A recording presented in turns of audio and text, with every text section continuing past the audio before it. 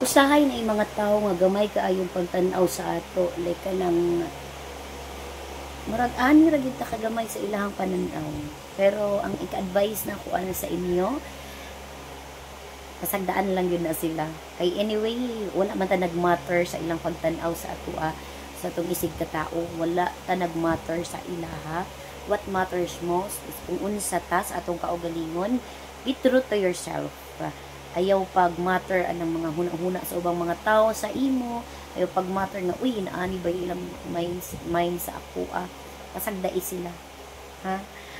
Parang siguro makaingon ko og kanang murag gamay gud ka ilang pagtanaw sa ato, but anyway okay lang gud na siya.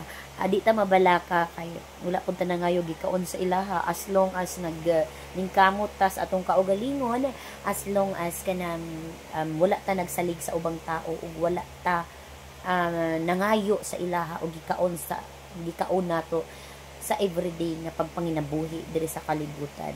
Yes, be thankful everyone. First of all nga gipukaw ta sa Ginoo karon na adlaw to start a new day. Good vibes lang ta permi. Thank you so much. Bye!